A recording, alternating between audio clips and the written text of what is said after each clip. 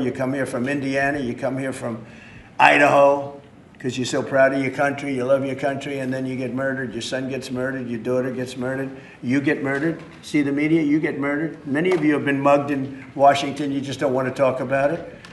And I know that every time I do this with you, you almost everything, but every time I do this with you, people are saying to yourselves, he's right, and then you write a negative story. But we are doing an incredible job. The people behind me are amazing. We're working very well with the Washington police, as you know. The DC National Guard is unbelievable. We're also getting tremendous help from Secret Service.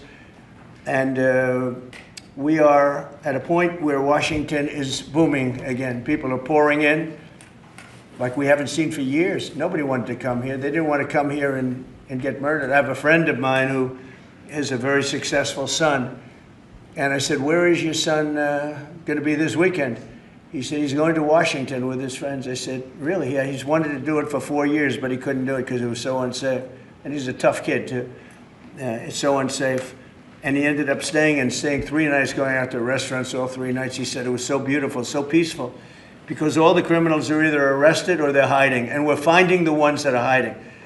So I want to thank Pam Bondi. I want to thank our Vice President. I want to thank everybody standing behind me because they are really, Gaddy, you've been unbelievable, by the way.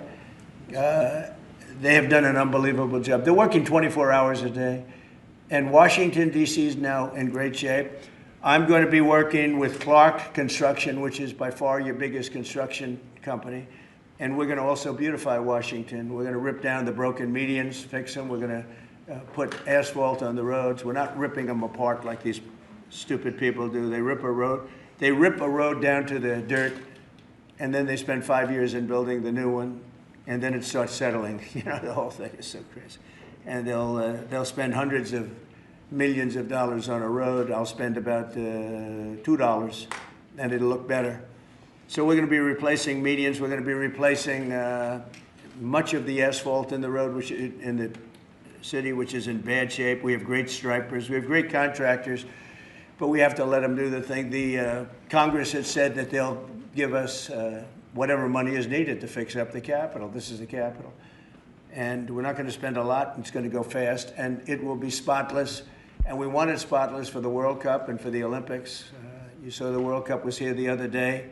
And come to think of it, there's your trophy for the World Cup. In fact, it's solid gold. That's actually solid gold. So heavy that some of the people in this room wouldn't be able to lift it up. I think what I'm going to do is place it right above the angel, right over there. That's solid gold, too. We're going to put it right up there. Look at that. There's a solid gold trophy. They know how to get to me, you know. I like the angel better, to be honest with you. So we're going to sign, and then we'll take a few questions, and we'll tell you how good a job we're doing. We want to go from here to other places, but I was telling some of the people that in a certain way, you really want to be asked to go. You know, I hate to barge in on a city and then be treated horribly by corrupt politicians and bad politicians, like a guy like Pritzker. He ought to spend more time in the gym, actually. This guy is a disaster. Gavin Newsom's a disaster. When we went, we saved Los Angeles. You wouldn't have been able to have the Olympics in Los Angeles. You're barely able to have it now. They did lose 25,000 houses to a fire that should have never occurred because they didn't let the water come down from the Pacific Northwest, which you guys don't want to write about. I had to break into the water supply to let the water down. And even now, we want more. We can have much more. It's less than half of what should be coming in. I don't know, they have a political thing about it. It's like the craziest thing I've ever seen. But I don't like going to a town, a city, place, a state, and then be criticized by some corrupt or incompetent governor where crime is rampant. Like, take a look at D.C. Crime was rampant. It was at the all-time worst. It got really bad during the Biden 4 years. And then I have a mayor stand up and say how crime has reached a 30-year low. 30-year low. People are being killed left and right. And it's not a 30-year low. Think of it. So for 11 days, there's been no murders.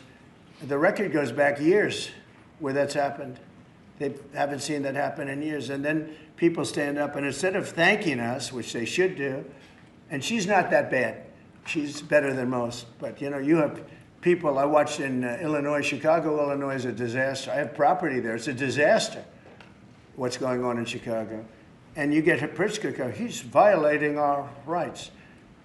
I think this is another men and women's sports thing. I think this is one of those, you know, they call them 80-20 issues. I call them 97-3. I think the Democrats better get smart. And, you know, politically, I hope they don't. But actually, in terms of love for the country, I hope they do, because it would be good to work together.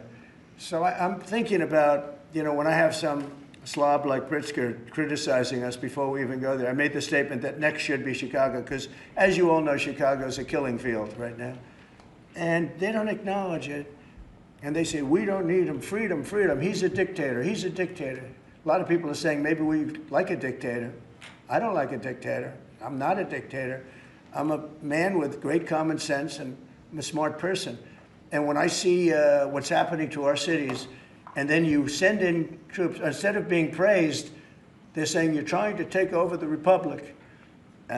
These people are sick. But I'm really saying, and I say this to all of you, in a certain way, we should wait to be asked, because they have cities that are so under control, you know, out of control. So we go in and fix it. They take the full credit for it, and they go out and say, I heard it this morning. They're saying how well they've done over the last 10-day period, that they set record lows. They don't say that we're there with very tough people, by the way. They have to pass the toughness test. Otherwise, they're not working for us. So, and we're allowed to do that now, according to the United States Supreme Court decision. Now, they have to pass a toughness test. If they're not tough, we don't want them for this job. They might be great for other jobs, but not for this job, because they're respected. You saw the gang of kids. They were all huddled up, and a group of soldiers walked up. They never even got over. Those kids ran back to their homes or wherever the hell they came from. They were gone. This is one of the safest cities right now in the world, as crazy as that sounds. And it took 7 days. It took really 3 days, but we're now in our 11th day. So I want to thank you. So we had all of these things, 439 illegal alien criminals have been removed, and we have 6 known gang members, some of the worst leaders of gangs anywhere in the country, MS-13 and Tren de Aragua. We have 2 missing children that have been recovered. They thought they were gone. We brought them back to the family. The family started crying. They couldn't believe that they saw their child again. 49 homeless encampments have been removed. Like, we have the head of South Korea coming in a little while, the president, and he drives down the street. Already, his people have told me, he said, what happened? It's so clean. We always came here, it was filthy dirty with homeless and papers all over the road. That's the other thing. Those roads are swept immaculate, but they're going to be much better in a few months when we put a topping on them. They're going to look like they're brand new. We'll get rid of those rusty old medians that have been crashed into 1,000 times, and they don't fix them. They just let them, they lay them down on the road, and they sit there for months. But we don't do that. We don't run things. We run things like we run this. We like clean, we like beautiful, and we like safe, and that's what we're getting.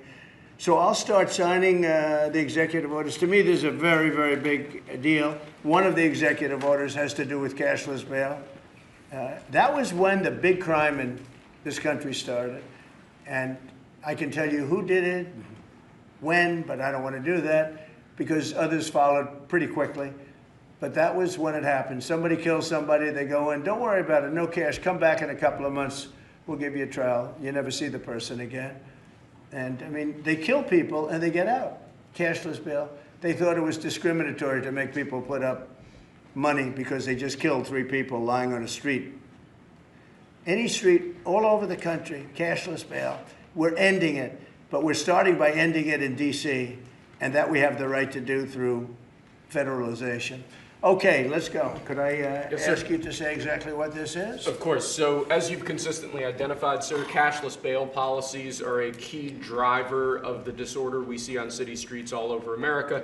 Catch and release system allows criminals to keep going back out onto the street and reoffending.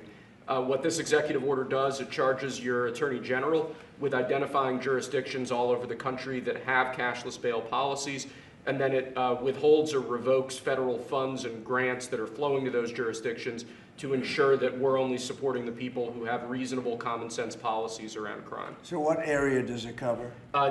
Potentially anywhere that has a cashless bail policy. So some of the largest cities, some of the most left-wing states in America have Almost all of adopted. them, right? Illinois would be a great example of Yeah. that, sir. Oh, they have a great cashless bail. You don't even have to go to court sometimes. No, Illinois, I love that state. It's a great state, but it's run so badly by Pritzker. They threw him out of the family business and he becomes governor. Now he wants to run for president. I don't think that's going to happen. Okay, we'll sign right here, right? Sir. So important. And this isn't Republican, Democrat. This is, and by the way, most Democrats agree with us. But this is just, we got to bring our country back. Okay? That's a big one. Also on the issue of cashless bail, sir, this is a DC-specific executive order. In addition to the measures that we're taking that are quite similar to what we're doing around the country, in DC in particular, the objective is holding as many criminal defendants in federal custody and subjecting them to federal charges as possible. That means that they'll be held pre-trial in federal jail as opposed to just being cut back out on the streets due to a cashless bail policy. Okay? And we have the room. And by the way, the prison they have in DC is horrible. It's horrible. People were subjected to live in that dog trap for so long, so unfairly. I have stories, you'll be hearing about them. That prison is horrible. Okay? This is an executive order that contains a number of additional measures relating to crime and law enforcement in Washington, D.C. It charges, for example, your Secretary of Defense with establishing specialized units in both the D.C. National Guard and in National Guard units around the country, specifically trained and equipped to deal with public order issues. It charges all of your various federal law enforcement agencies with hiring additional personnel to allow them to surge personnel to Washington, D.C. to deal with the current emergency here. It does a number of other things in that space, and it also asks the Attorney General to look at D.C. Metropolitan Police general orders that have currently impeded law enforcement efforts in the city, and to potentially look at unwinding those that are stopping the police from doing their job effectively. And are we going to ask this to be codified by Congress, all of these things? I think we could potentially, yes, sir. I think so. I think we should. I think we'll get it too. I think Democrats will vote. Well, I don't know. It's hard to believe that they might not, but I think Democrats will actually vote for this.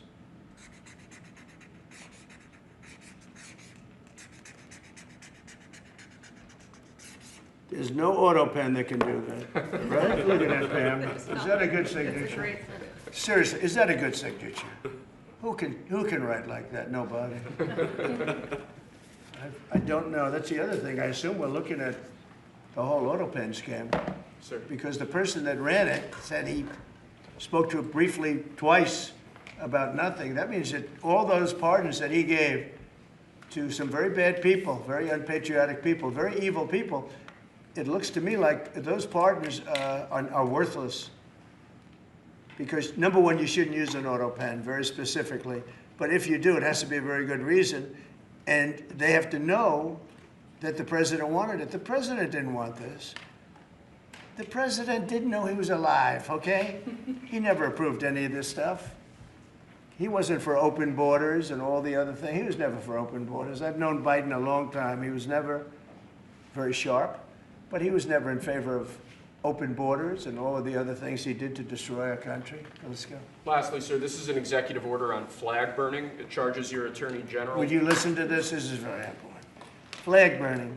All over the country, they're burning flags. All over the world, they burn the American flag. And as you know, through a very sad court, I guess it was a 5-4 decision, they called it freedom of speech. But there's another reason, which is perhaps much more important. It's called death. Because what happens when you burn a flag is the area goes crazy. If you have hundreds of people, they go crazy. You can do other things. You can burn this piece of paper. You can, but when you burn the American flag, it incites riots at levels that we've never seen before. People go crazy.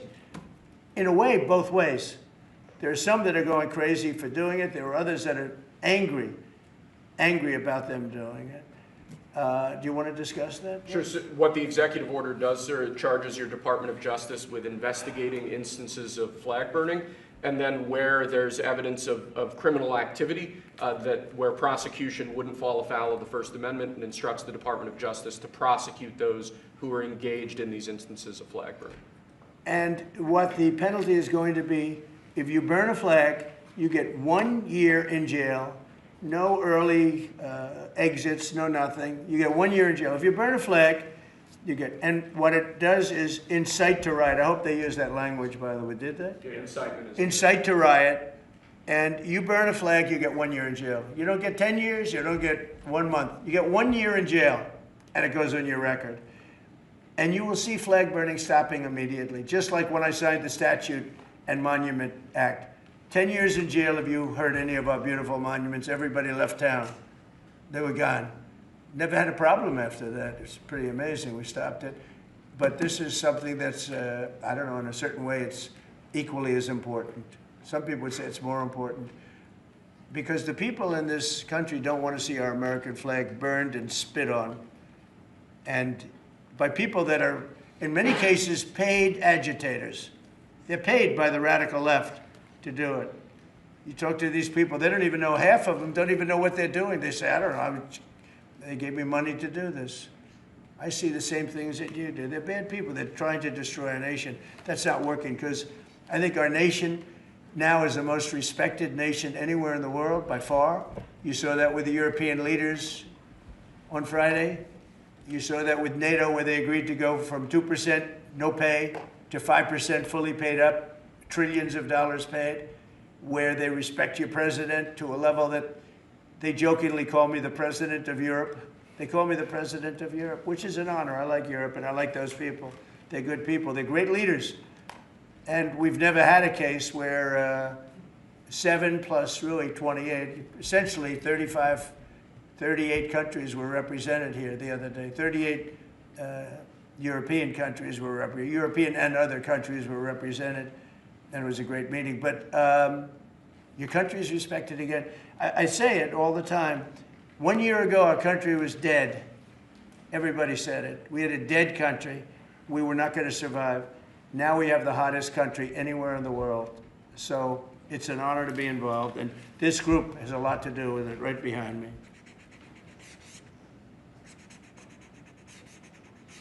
Does anybody behind me have anything? Pam, would you like to say something? Sure, President. Thank you for keeping D.C. safe. You know, just a couple examples of a mother, a single mom, whose house was burglarized, and the defendant got out on cashless bail, went back the next night and burglarized her house again. That's why this is so important. A man got in a fight with another guy. He had a gun. He was let out. Next night, he got out, went back, and killed him. So that's why it's so important, President, what you're doing. And thank you for protecting the American flag. And we'll do that without running afoul of the First Amendment as well. And President, I think I think Gaddy Serralta had something he wanted to give you on behalf of all the law enforcement who are out there every single night. Yes. Thank you for putting me in charge of this surge. As the Director of the United States Marshal Service, it's the oldest law enforcement agency. It was created in 1789. So on behalf of all the federal law enforcement agencies that we're working with, and those that have yet to join the team, we thought it was only appropriate to present you with an honorary United States Marshal Service badge. And this badge comes with this little item right here,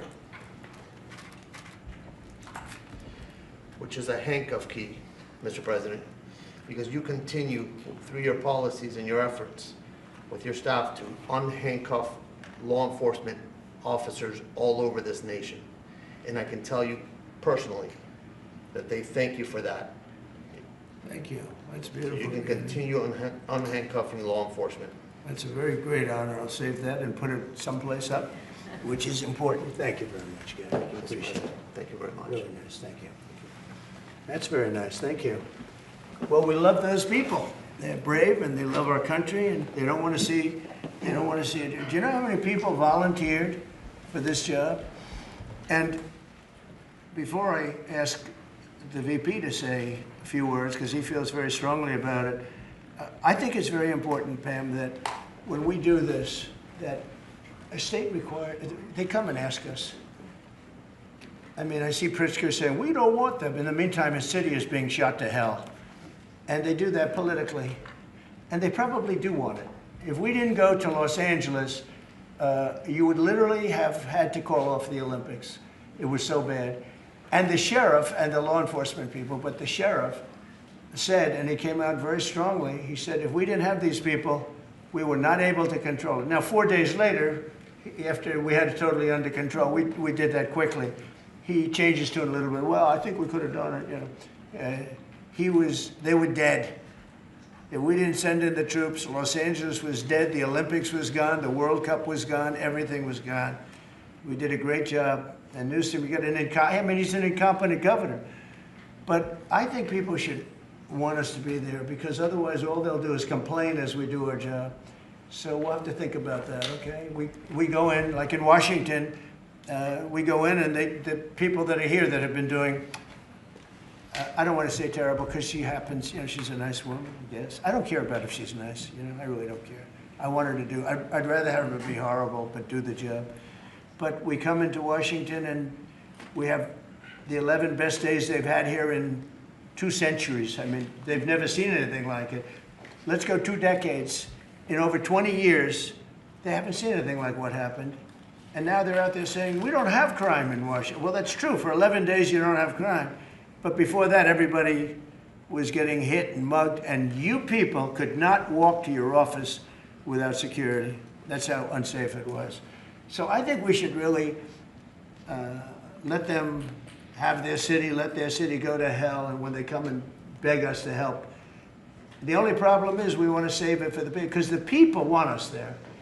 The people here, 95% of the people here want us. The real people, not the people you find on, I don't know where you find these people. You have one person that has a broken nose, where'd you get it? Well, I was mugged, good. Do you want to see Trump here with, no, I don't want. The woman has a broken nose. She got mugged. But she's saying she doesn't want any protection. It's all made up fake news. It's just fake news. I don't know where you find these people. Anyway, would you say a couple of words, please? And then I'm going to ask JD to say something. You have done an unbelievable job in a short period of time. Thank you, Mr. President. Highly recommended by you-know-who, right? Yes, sir. Do you want to say his name? Mr. Youngkin, Governor Yes, sir. Youngkin. Yes, sir. We stole you from Governor He called Youngkin. me. That's right. He called me. Glenn Youngkin called, and he said, "I have somebody who's really fantastic." And based on that recommendation, here you are, and you've done a fantastic job. I appreciate it. Thank you, Mr. President. Thank you. Go ahead. The men and women of the Metropolitan Police Department are back. They enjoy doing their job again. They feel the ability to go out and be law enforcement officers. They feel that they're connected to their communities again. They are making a difference. Thanks to you, Mr. President, and our federal task force, you are making DC safe once again. Thank you, sir. It's going to get better and better. Well, it can't get much better. There's no crime. I read where crime's down 89%. I said, really? Who are the 11%? Okay? There's no crime. JD, please. Yes, sir. Well, thanks, Mr. President. Thanks to the incredible team here. You know, I want to echo something the President said, where you say there haven't been murders in a couple of weeks in D.C., and it doesn't sound good, but then you talk to local law enforcement, and I didn't realize this, that this town averaged 1 murder every other day for the last 20, 30 years, which means that in 2 short weeks, the President and the team have saved 6 or 7 lives, people who would have been killed on the streets of D.C., who are now living, breathing, spending time with their families, because the President had the willpower to say, no more. We're not going to give the streets of D.C. over to vagrants and robbers and murderers. And the last point I want to make, sir, to your point about we want people to welcome us, to ask us, because look at Governor Pritzker in Illinois, or Governor Newsom in Los Angeles, or Governor Moore in Maryland. They are angrier about the fact that the President of the United States is offering to help them get their crime under control than they are about the fact that murderers are running roughshod over their cities and have been for decades. Why are Democrat governors angrier about federal law enforcement helping clean up their streets than they are about the fact that those streets need to be cleaned up to begin with? It shows a real sickness in the head. And I agree with the President of the United States. I think most Democrats, rank and file, nobody likes crime. Republicans don't like crime. Democrats don't like crime. Independents don't like crime. Why are Democratic governors doing everything in their power to make crime easier to do in their cities? It doesn't make an ounce of sense to me. But, Mr. President, I appreciate you being willing to help, and I hope these governors take you up on the offer, because we should clean up all of America's streets. It's the right of every American to live in safety and comfort in their community. And we've got the people to do it. They're signing up like they've never signed up before. Our military, as you know, during the campaign, nobody was signing up. We were way short of their goal, we were understaffed. Nobody wanted to be in the military. Nobody wanted to be a policeman. Nobody wanted to be a fireman. They didn't want anything to do with the country. We had an incompetent, grossly incompetent president who, frankly, should not have been there. He should have never been there. The damage he did to this country is incalculable. I mean, just what he has done. So much of our effort are getting murderers and jailbirds and people out of this country who are drug dealers at the highest level. So much of the energy of people that he let in, it was an unforced error. But I don't think they think it's an error. But I don't believe he believed it. It was the radical lunatics that surrounded this guy at this desk, who are brilliant people, but with the wrong philosophy. There were some brilliant people, but they're evil people, and they're going to be brought down. They have to be brought down because they really hurt our country. But we're getting it back very quickly. And I'll tell you something, our country's now it's stronger. I think we're more respected than we've been respected in 100 years. It's a whole different ballgame. JD, could I ask you, Yes, sir. You gave a stat on murders here. What were the numbers? You said in a short period of time, how many people were murdered? Local law enforcement told me, sir, that in the past 20 or 30 years, D.C. has averaged a murder every other day. That's, 200 murders a year, 150, 250, but about every other day a person has been killed on the streets of Washington, D.C. We've been doing this for 2 weeks.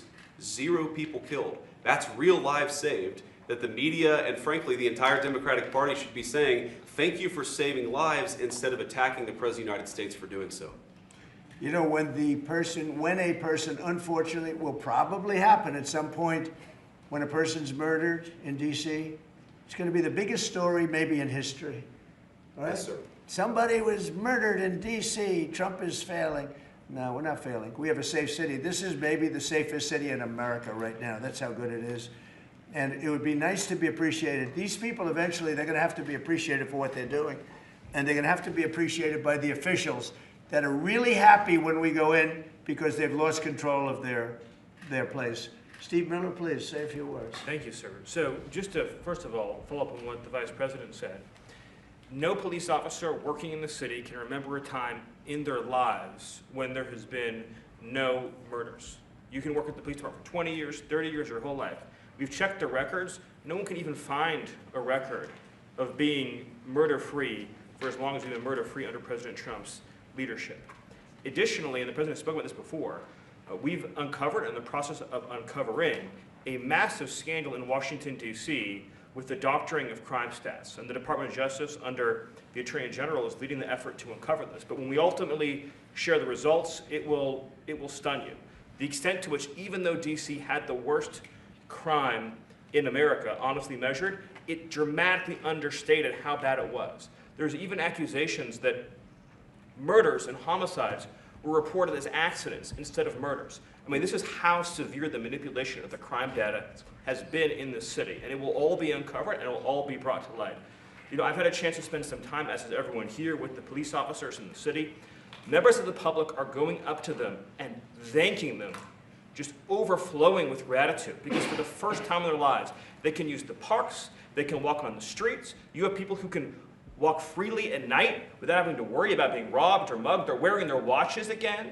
They're wearing jewelry again. They're carrying purses again. People had changed their whole lives in this city for fear of being murdered, mugged, and carjacked. It is a literal statement that President Trump has freed 700,000 people in this city who were living under the rule of criminals and thugs. And the last thing I'll say is that under the efforts of Terry, to my left and many here, what they found also is that the street criminals here in Washington, D.C.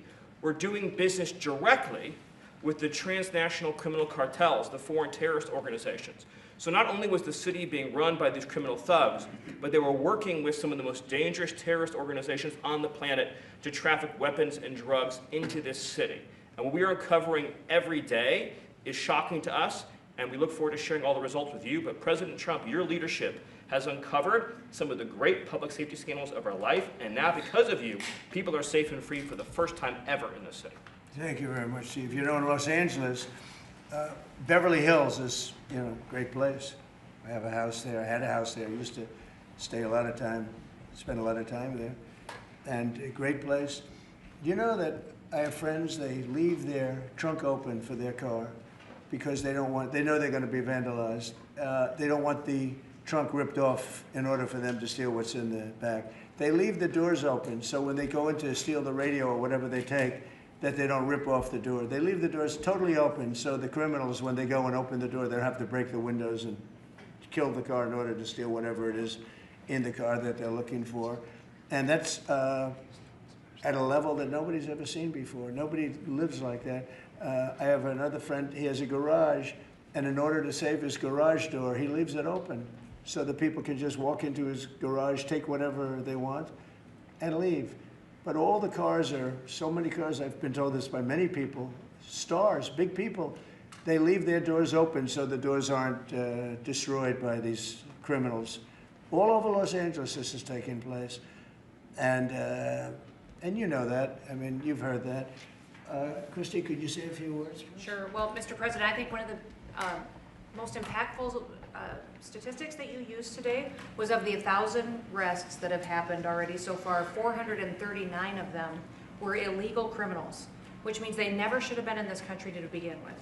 That they were in this country, invaded over our southern border or our northern border or maritime seas, and then they committed crimes against the American people. So by getting those individuals incarcerated, we've stopped those violent crimes from happening here in the city. And sir, they do, exactly like Stephen was talking, they have ties to cartels. They have networks across this country and other cities.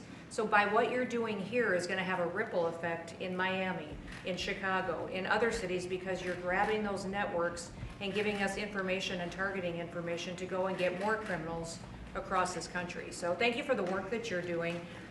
We have ICE and CBP, Federal Protective Services, Secret Service, HSI, all of our officers are working with all the other agencies every day here in DC, and they're so proud to have this kind of partnership. So they're so glad that you're letting them do their jobs again. And I don't know if you've heard, sir, but the recruitment campaign for ICE, when we were going to hire 10,000 new officers, we've got over 130,000 people that have applied and raised their hands and said they want to work with ICE. So no matter what the fake news says or what the media says about ICE not having support, they've got incredible support from the American people. People want to join them and help them do what they're doing to make America safe again. So thank you for the I was going opportunity. to say that our recruitment drive, so it was dead. During the campaign, they couldn't get, every story was the Army can't fill up, the Marines, none of them could fill up. They were way behind. We couldn't get anybody to go into the military, couldn't get any police. We've just set records on everybody wants to be in, everybody wants to go in. And we're taking incredible people. I mean, the level of, you know, because of the Supreme Court, it's based on merit.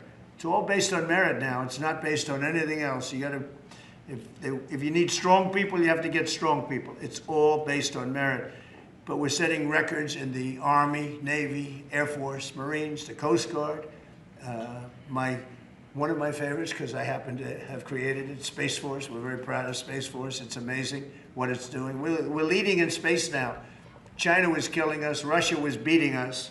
China was killing us. We're now killing China. We are leading in space by a lot because of Space Force.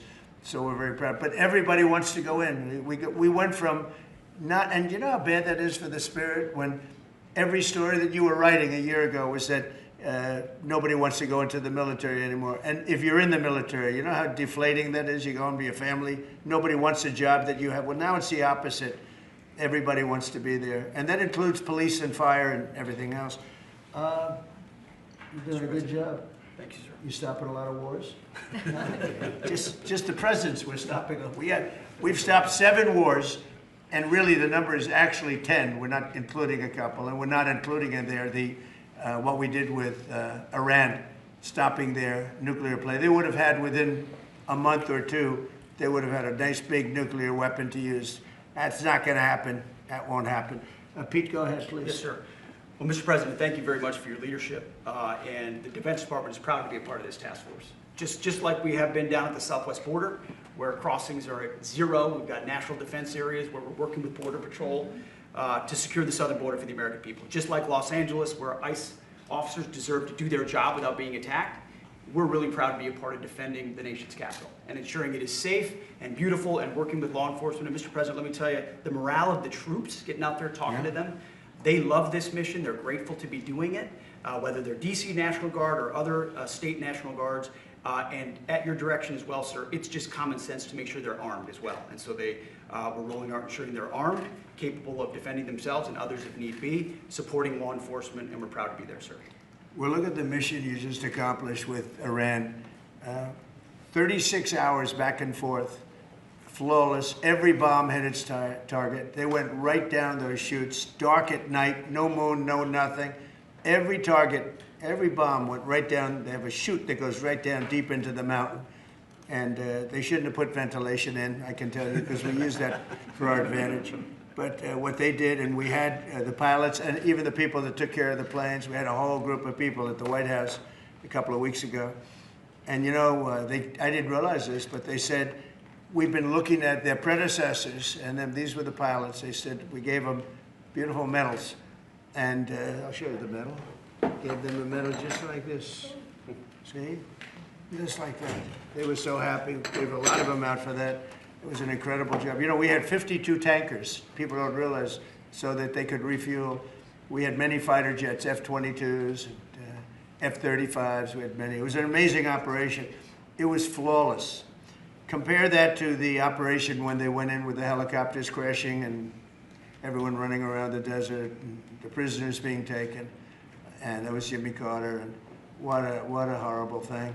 This was the exact opposite. This was the exact opposite of what they did in leaving a very, very nice place. The Taliban runs a tough operation in Afghanistan, and I think it was the most embarrassing day in the history of our country. That was Biden. I was leaving, and we would have left through strength, tremendous strength. We would have had we would have kept Bagram, which is the air base, one of the largest runways in the world, one of the most powerful. You could land anything on it, many, many feet thick. You don't build them that way anymore. You can't.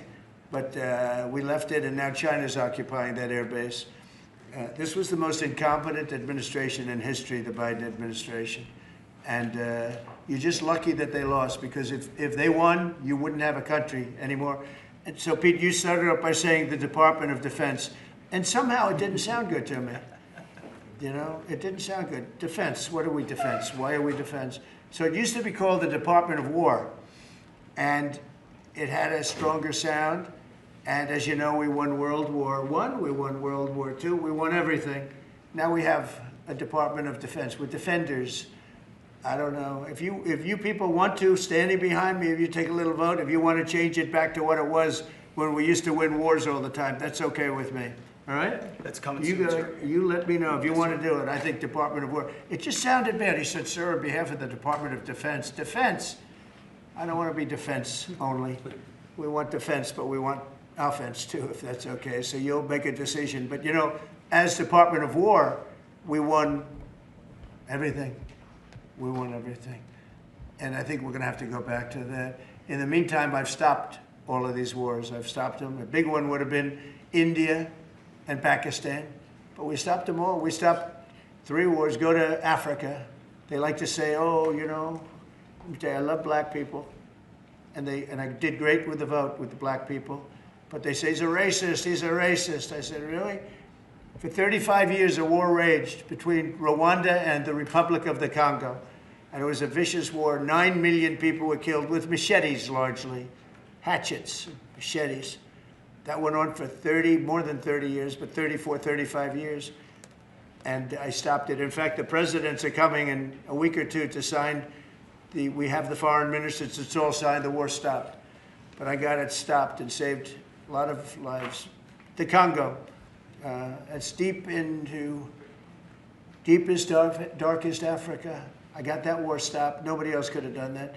We did a lot of jobs. We did a lot of wars were stopped that nobody thought would even be possible. And I'll tell you what, the war with India and Pakistan, that was the next level. That was going to be a nuclear war. They already shot down 7 jets. That was raging. And I said, you guys want to do trade? We're not doing any trade. We're not doing anything with you if you keep fighting. You got 24 hours to settle it.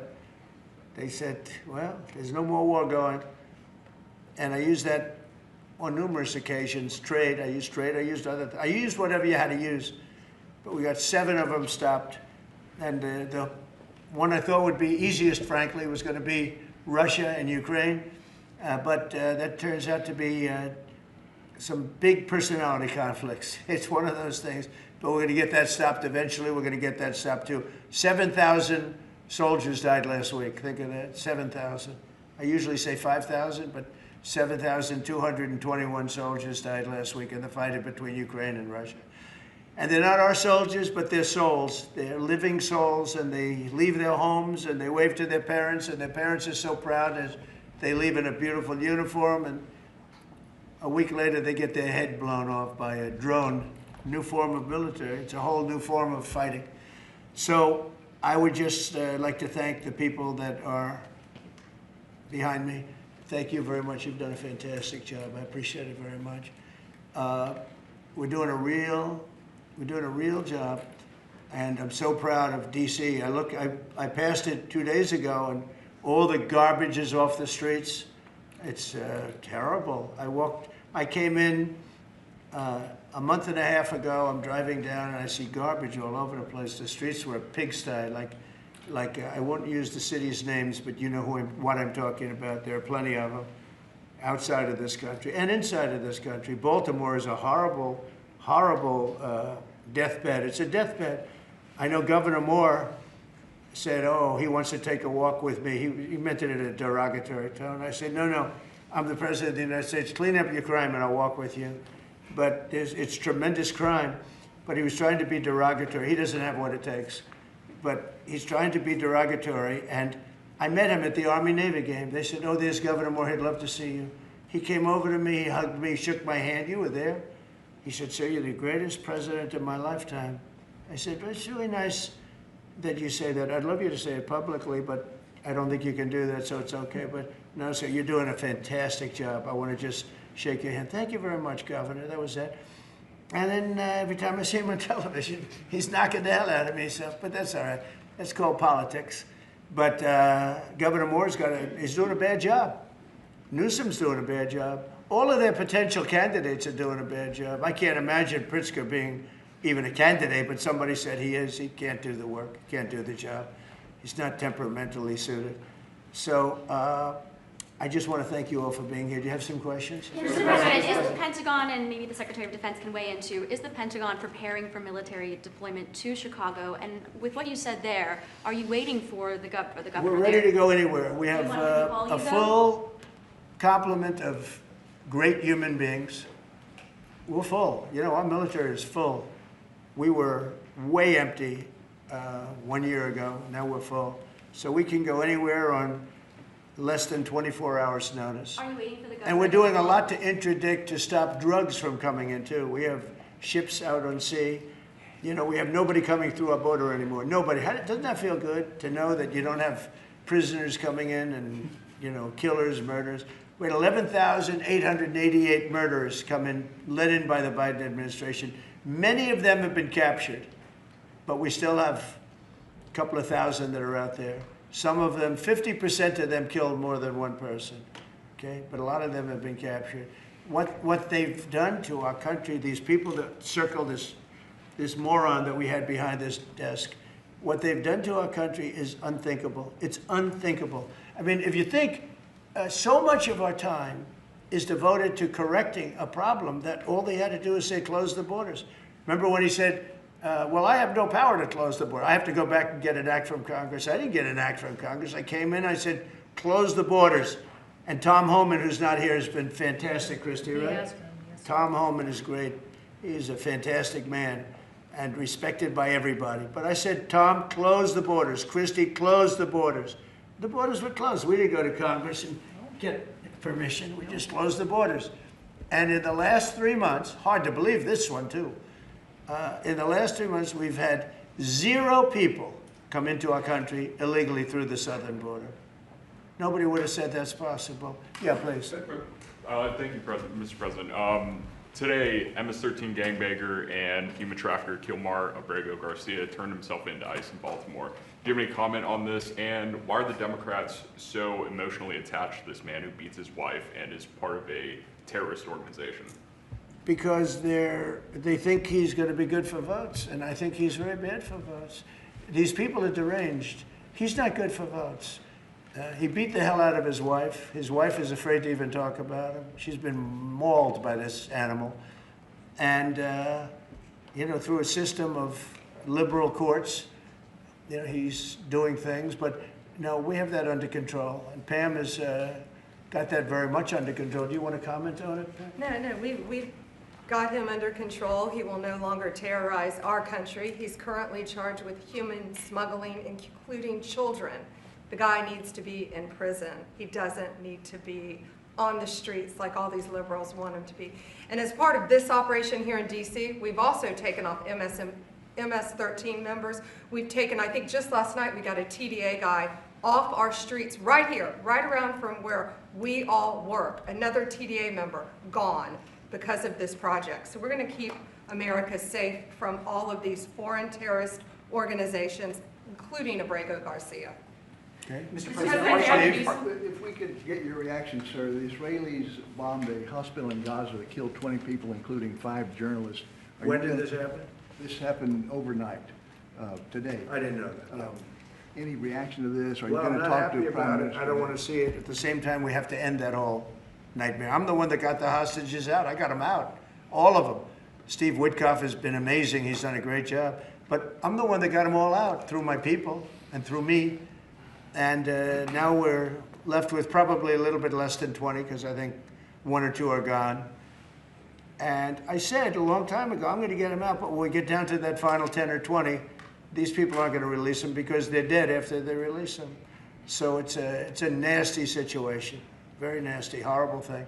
Mr. Yes. President, could you please elaborate on your post on South Korea? What were you referring to? Well, I heard that there were raids on churches over the last few days, very vicious raids on churches by the new government in South Korea, that they even went into our military base and got information. They probably shouldn't have done that, but I heard bad things. I don't know if it's true or not. I'll be finding out. As you know, your new president's coming in just a couple of hours, coming here. I look forward to meeting him. But we won't stand for that.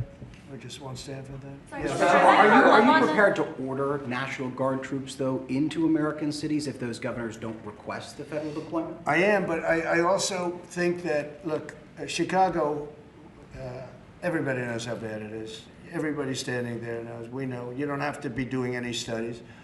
They should be saying, please come in. Pritzker should be saying that. You know, I did a favor for Christie Whitmer, a good favor, I think, with the fish, the carp, the China carp. Did you ever hear of it? China carp. And it's taken over your Great Lakes. You know about that, right? And she came and she wanted to know if it's possible for us to do something about it. And I said, well, I'll do it. But I think it's appropriate that the person from Illinois, the governor from Illinois, asks also. It's a tremendously expensive project, actually. It's invasive, it's horrible what's happened. And we can do it with GSA and various people, but we can do it. We're gonna just have to see what happens, okay? We're gonna have to see what happens. Do you believe that you have the legal But authority the to order governor those of troops? Michigan came, was very respectful, asked for it. She's done a good job. I did that. I opened the Air Force Base, you know, kept it open for F-35s and various planes, F-22s too. I did that for the state of Michigan at her request. And I will, and also at our congressmen. You know, we have congressmen that are unbelievably pro-Michigan up there. But some of this stuff, like the lakes, the Great Lakes, This is a big problem that nobody ever talks about. Most of you probably have never heard of. We have a pretty violent fish that comes from China, China carp, Chinese carp. And you see them jumping out. They jump into boats and they jump all over the place. They've got a lot of energy. And there's a way of getting rid of them. It's very expensive. And I didn't get a request from the governor of Illinois, who is affected maybe more than anybody else, right? And I think until I get that request from that guy, I'm not going to do anything about it. And I feel the same way about crime. We go in, we will solve Chicago within 1 week, maybe less, but within 1 week, we will have no crime in Chicago, just like we have no crime in DC. But, you know, I don't like to go in and do it and then have somebody stand up and say what a great job he's doing on crime. And we don't want the military in our state. We don't want the military. Do you understand? Do you understand that? Yeah, these governors will say So I don't know. there is no We're going to emergency have a little response. meeting, I think. You know, I feel like we go in and we do it, like here. To a lesser extent with the mayor, she hasn't been terrible, but she hasn't been, you know, exactly saying, oh, great. She did say last night, I heard her say that, well, we really don't want the military in D.C. Well, that's, you know, not very nice, I guess. That's a little bit of a hit. But she's not as bad as some. We saved Los Angeles, and all we did is get criticized by this idiot that's running the state into the ground, right, where people are leaving. He should be thanking us, and he should be requesting us to be there. And the governor of Illinois should be. Chicago's a disaster. And the governor of Illinois should say, President, would you do us the honor of cleaning up our city? We need help. They need help. They need help. So are you But waiting without We may wait. We may or may not. We may just go in and do it, which is probably what we should do. The problem is, it's not nice when you go in and do it and somebody else is standing there saying, as we give great results, say, we don't want the military. They need help badly. Chicago desperately needs help. Just look at the crime statistics. Look at the statistics that JD said about, even I didn't know it was that bad. That's terrible. But all I know is we're being celebrated because we went an entire week. Now it's 11 days. We went an entire week without a murder. And I said, boy, that sounds terrible. I didn't know how, I actually made a speech. I didn't know how to say it because it's a great number. It's a great thing, but it sounds so bad. I mean, supposing you're from a foreign country, which is properly run and they don't have murders and things, right, so much, or in some cases virtually at all. And you have somebody saying, I'm proud to announce that nobody was murdered in the capital of the United States this week. It sounds terrible, but... Mr. President, Gavin Newsom, you mentioned Gavin Newsom on crime. Gavin Newsom, yes. Is there a federal mechanism you're hoping to use to fight back against his redistricting constitutional amendment, or is that... Well, I think I'm going to be filing a lawsuit pretty soon, and I think we're going to be very successful in it. We're going to be filing it through the Department of Justice. That's going to happen. And we're also going to be filing a lawsuit on blue slipping. You know, blue slips make it impossible for me as president to appoint a judge or a U.S. attorney because they have a gentleman's agreement. It's nothing memorialized. It's a gentleman's agreement that's about 100 years old, where if you have a president like a Republican and if you have a Democrat senator, that senator can stop you from appointing a judge or a U.S. attorney. In particular, those are the two, I guess anything, but those are the two that are very important. So we have numerous states where we have unbelievable people. Now, Jay Clayton was just approved in the Southern District, but he was so good. He was a top student, top schools, top everything, went to Sullivan and Cromwell, became the head of Sullivan and Cromwell, came down here, was Securities and Exchange Commission, ran it for 4 years during my term, like impeccably, beautiful job. He did an incredible job. And we went to court. And the judges, Democrat judges, voted that he could. That's the only way you get by it. But generally speaking, you can't do that because you'll have judges from the other party. So Jay Clayton just got approved, and he's in. But he didn't get approved by the senators. He got approved by the court system in New York, which was a great thing. And I had a big victory in New York, I might add. I saved myself $500 million with a fake, corrupt attorney general, a really corrupt person with a corrupt judge who was disgraceful, and they're being mauled right now by everybody. It's so corrupt, and it kept business out of New York, stuff like that. But the appellate division vacated all of that stuff that you read about, and we're going to do a big number on that whole thing. You can't have a corrupt court system. You can't have that. You have to have borders, and you have to have a free press. Otherwise, you don't have a country. But you'll be hearing about the blue slipping, because if you have not, you don't need two senators. You just need one Democrat senator with a Republican. The only person that I can get approved are Democrats, or maybe weak Republicans, but we don't want that. But the only person I will be able to get approved in any of those states where you have a Democrat I can't get a U.S. attorney. I can only get a Democrat U.S. attorney. And this is based on an old custom. It's not based on law, and I think it's unconstitutional, and I'll probably be filing a suit on that pretty soon. Yeah, please. During the campaign, you called Kamala Harris a communist, but the Biden-Harris administration, they never called for nationalizing a private company with the federal government like you're proposing with Intel. What do you say to some who say this is a bit hypocritical, and is this the new way of doing industrial policy? Yeah, sure it is. I want to try and get as much as I can. If people come in and they need something, as an example, as a real estate person, if I have an agreement and I have any form of a stopgap where I can stop somebody from doing something, right? I have a covenant in an agreement, and they come to me and they say, would like to do something, but you have us restricted. If I do that, they usually have to pay. Now, in the case of Intel, it was interesting, but I hope I'm going to have many more cases like it. Intel came in. I met with the gentleman. I had a lot of respect for him. He came in under a little bit of a cloud. I liked his story. I thought he was good. I think he really means to do a good job with Intel.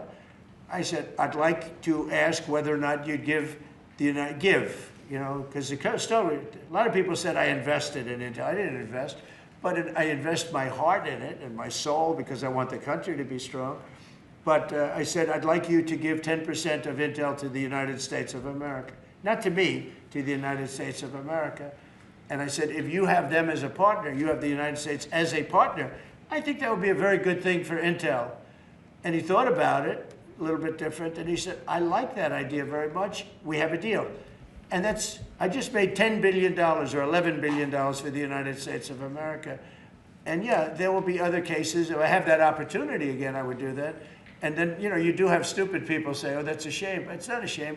It's called business.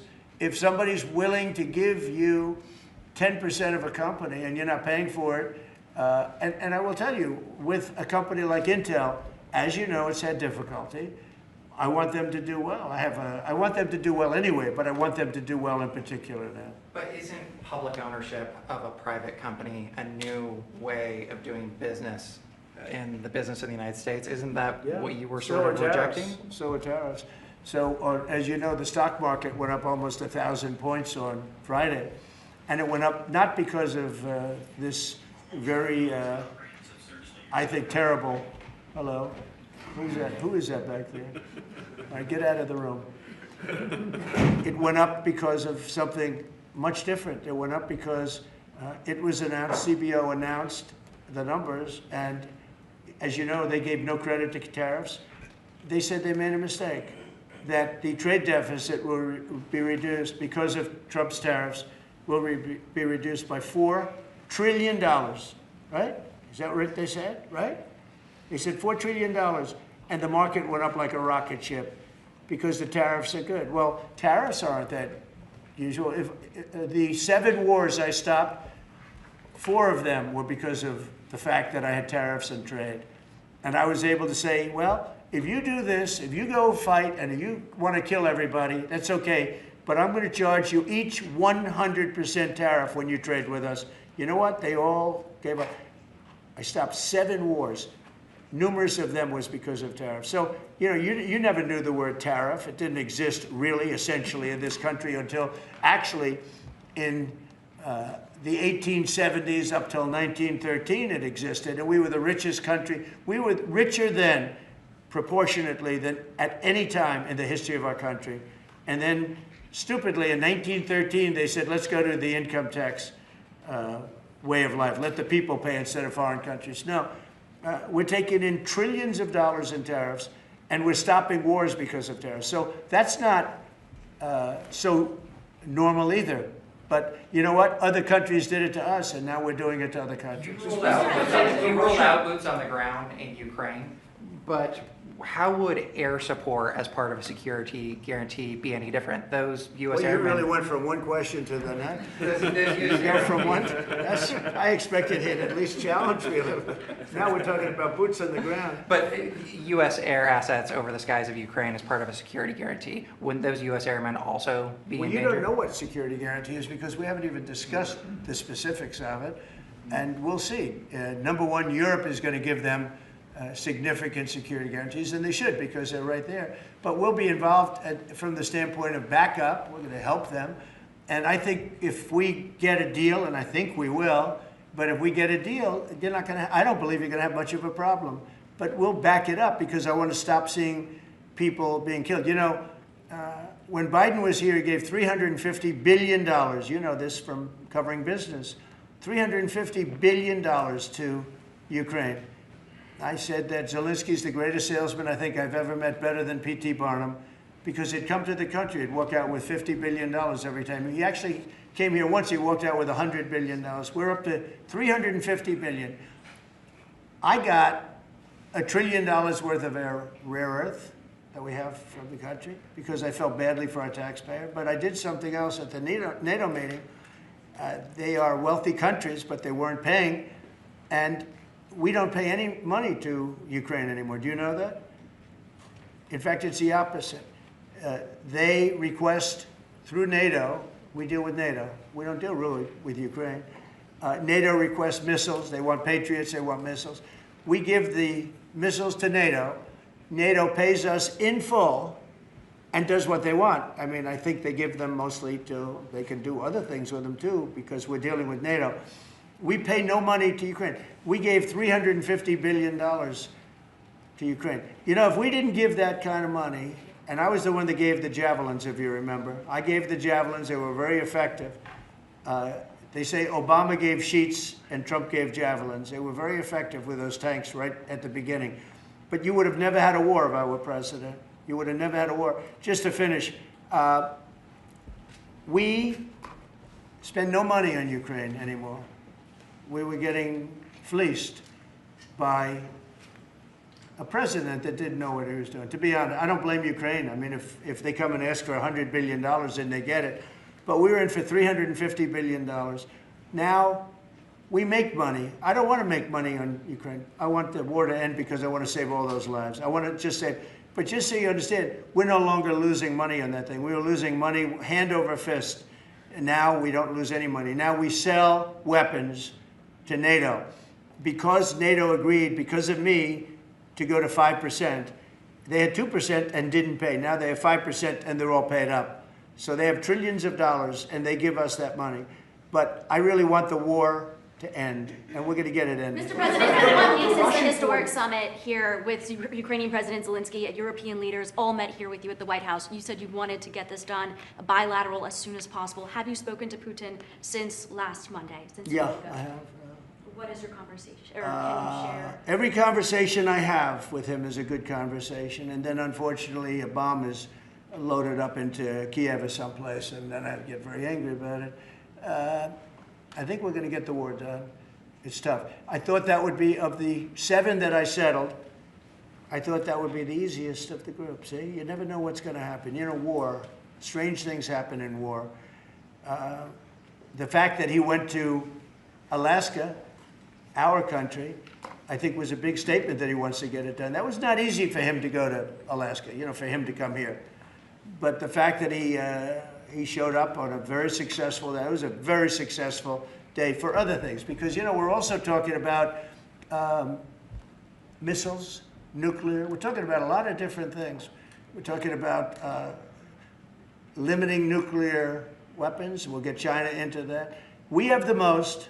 Russia has the second most, and China has third, but China is way behind, but they'll catch us in 5 years. we would like to denuclearize. It's too much power. And we talked about that also. That's part of it. But we have to get the war over with. On Baltimore, sir. Thank you. On Baltimore, you said that you are going to have to reconsider bridge funding. Is that contingent on Westmore cleaning up the streets? No, we were very generous to him on a bridge. You know, a boat ran into a bridge and the bridge came down like I've never seen anything. The boat was just, it just shows you the mass of that boat, the power of that boat. You know, people were up on that bridge, painters. They were painting the bridge and they were watching it happen. And they thought they were very safe. They all died. They were painting the bridge, can you imagine? And they watched the boat. The engines were off, and they watched the boat. And the power of that boat, the mass of that boat, went right through that steel just like it was nothing. It's amazing. It's called mass. Mass is a big deal. But the mass of that boat, those people all died. But they thought they were totally safe. Two of them were eating their lunch. They were, you know, whatever. They were watching it. They could have gotten off. Somebody did a very good job. A police officer called in and said, close the bridge, and he did it with power. Get everybody off the bridge, close that. That guy should get a medal because he stopped the bridge. A lot of people would have died, a lot more people would have died.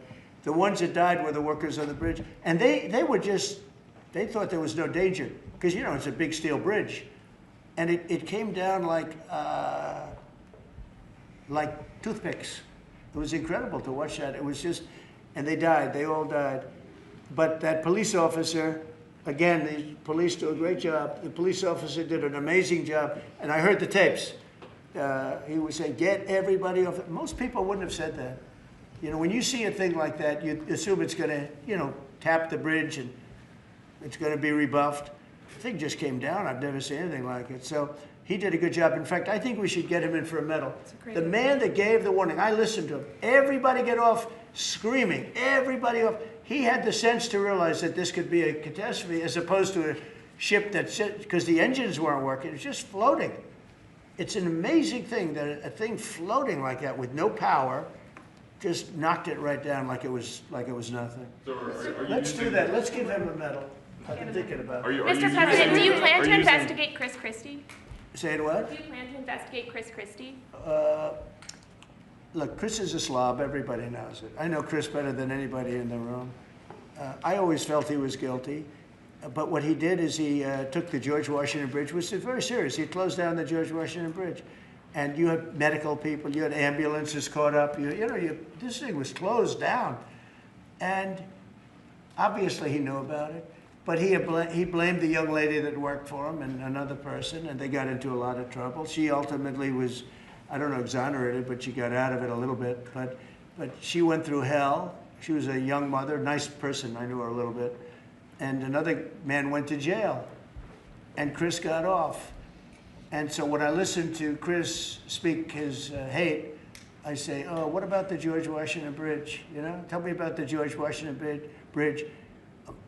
He blamed other people, but he knew all about it. So no, I don't know if they want to look at it. It's not for me. If they want to look at it, they can. You could ask Pam. I think we have other things to do, but I always thought he got away with murder. Mr. President, do you plan to make an endorsement in the Texas Senate race between Ken Paxton and John Cornyn? Well, I'll make up my mind. I like them both. The worst situation I have is when I have two people that I get along with well. I hate it. And they all want the endorsement. You know, I'm almost 100% of the people I endorse win. It's a great honor. And I got, as you know, I got the largest vote in the history of Texas by far. Nobody's ever gotten more votes in the last election. I think in all the elections, the 3 elections, but they like me in Texas. So people are waiting for me, but I'd rather not comment on it right now. I like both guys.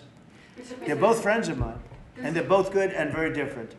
There's some talk among congressional Republicans about another reconciliation bill. Where do you fall on that, and what would you like to prioritize? Well, I don't want to do cutting. I want to save all the different things. I'm going to cut things that are unnecessary, but the one thing I said, and I gave my word, we're not going to hurt anybody on Medicaid, Medicare, or Social Security. And in fact, we're doing great on Social Security. We found 300,000 illegals on Social Security. We got them out. And, you know, things like that make Social Security very, very strong. So no, I am very big into certain things, and one of those three, you could say three of those things, are Medicare, Medicaid, Social Security. We're going to protect it, and so we'll see how everything works out. If we're talking about rescissions on other things, I'm always open to cost cutting. If we can cost cut, I like it, but nothing's going to happen to medical. We have something coming up, favored nations, where I'm going to be reducing drug prices by 1,500% where a pill that sells in Germany for $10 costs $150 here because of the bad press. And I was all set to do it, and then we had the COVID come up, and I had to focus on that because we had the greatest economy in history my first term. I will tell you that we are going to be doing numbers on the cost of drugs in this country that I'm not talking about a 20% decrease, which would be great. I'm talking about 1,000% decrease. We're talking about where a product would sell for $80 in Germany and $1,300 here. We're not going to do that. We were subsidizing the entire world, and we're not doing it anymore. I informed the drug companies. I informed the world. And if the world wants to, if countries in the world don't want to go along, then I'm going to put tariffs on those countries, and we'll make more money. But they have to go along with it. So this is moving along rapidly.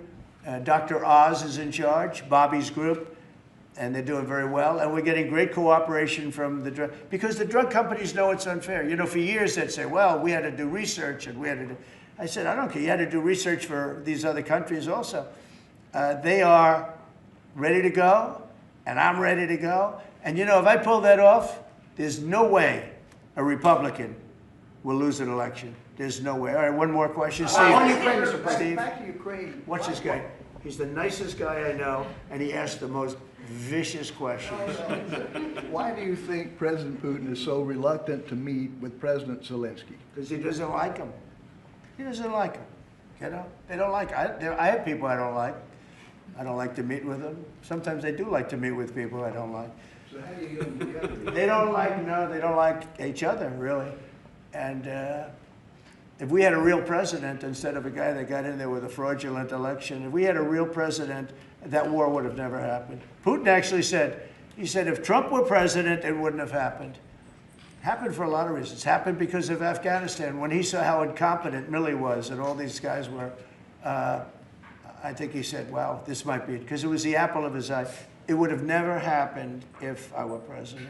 Mr. President, you have built a relationship with Russian leaders and also North Korean leaders. As they are getting closer, how would that affect your diplomatic approach? Well, I have very good relationships with Kim Jong-un, North Korea. I mean, a lot of people would say, oh, that's terrible. No, it's good. In fact, someday I'll see him. I look forward to seeing him. He was very good with me. We had 2 meetings. We had 2 summits. We got along great. I know him better than you do. I know him better than anybody, almost, other than his sister. His sister knows him pretty well. No, I know him well, and I got along with him. You know, I'm not supposed to say I really like him a lot, because if I do that, I get killed in the fake news media. But I got along with him very well, and we had no problem. If at the time Hillary Clinton won the election, you would have had a nuclear war. You would have had a nuclear war. We're not going to have a nuclear war. Once that happens, it's over. We're not going to have a nuclear war. No, but Kim Jong-un will meet at some point. I look forward to it, actually. But do you notice that since I came into office, you haven't had a problem with him? It hasn't been, you know, he tests lots of rockets. He does have great capability, I will say that. But I think a lot of good things are happening for our country, a lot of really good things. And the thing we're here today to talk about is crime, and specifically in D.C. I am so proud of what these people, every one of them, what they've done in D.C., because to literally stop crime on a button. I'd walk down that street right now. If I were, friends of mine are going out to dinner now. They haven't gone out to dinner in 4 years. They were afraid, they were petrified. Half the restaurants closed because nobody could go because they're afraid to go outside. Now those restaurants are open, and new restaurants are opening up. It's like a boom town. It's a great thing to see, and I'm very proud of the people behind me. Thank you very much, everybody. Thank you, guys. Thank you, guys. Thank you, guys. Thank you, guys. Thank you.